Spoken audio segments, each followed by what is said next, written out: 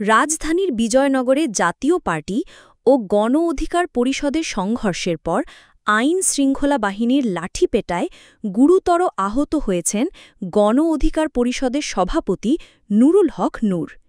জীবন মৃত্যু সন্ধিক্ষণে রয়েছেন ডাকসুর এই সাবেক ভিপি। শুক্রবার ২৯ আগস্ট রাতে আল রাজি টাওয়ারের সামনে এ ঘটনা ঘটে। গণ অধিকার পরিষদের সাধারণ সম্পাদক রাশেদ খান অভিযোগ করে বলেন, আমরা পার্টি অফিসের সামনে সংবাদ সম্মেলনের প্রস্তুতি নিচ্ছিলাম। এ সময় হঠাৎ করেই আইন শৃঙ্খলা বাহিনী আমাদের ওপর হামলা চালায়। নূর ভাই মারাত্মকভাবে আহত হয়েছেন, তাকে হাসপাতালে নেওয়া হয়েছে। প্রত্যক্ষদর্শীরা জানান, রাত ৯টার পর গণ অধিকার পরিষদের সঙ্গে আইন শৃঙ্খলা বাহিনীর ধাওয়া পাল্টা ধাওয়া শুরু হয়। এই সময় কর্মীরা ইট পাটকেল ছোড়ে। পরে আইন শৃঙ্খলা বাহিনী ধাওয়া করে তাদের আল রাজি টাওয়ারের সামনে নিয়ে আসে।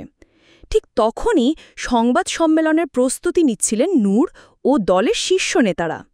হঠাৎ করেই আইন শৃঙ্খলা বাহিনীর সদস্যরা তাদের লাঠিপেটা শুরু করে। এর আগে সেদিন সন্ধ্যায় বিজয়নগরে জাতীয় পার্টি জাপা ও গণ অধিকার পরিষদের মধ্যে সংঘর্ষ হয়। এতে সাংবাদিকসহ ২০ কয়েকজন আহত হন। দুই পক্ষের পাল্টাপাল্টি অভিযোগ। গণ অধিকার পরিষদের সাধারণ সম্পাদক রাশেদ খান বলেন, জাতীয় পার্টি ও আওয়ামী লীগের সন্ত্রাসীরা আমাদের মিছিলে অতর্কিত হামলা করেছে। এখন পুলিশ আর্মিও আমাদের ওপর হামলা চালাচ্ছে। আহত কর্মীদের ঢাকা মেডিকেলে ভর্তি করা হয়েছে। অন্যদিকে জাতীয় পার্টির চেয়ারম্যানের প্রেস সেক্রেটারি খন্দকার দেলোয়ার জালালি অভিযোগ করেন, আমাদের কেন্দ্রীয় কার্যালয়ে সন্ত্রাস হামলা হয়েছে। শুনছি ফের হামলা হতে পারে।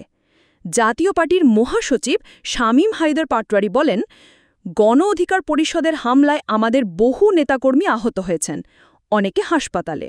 প্রশ্ন রয়ে গেল, ঘটনার পরপরই সেনাবাহিনী সহ আইন শৃঙ্খলা বাহিনী ঘটনাস্থলে মোতায়েন হয়।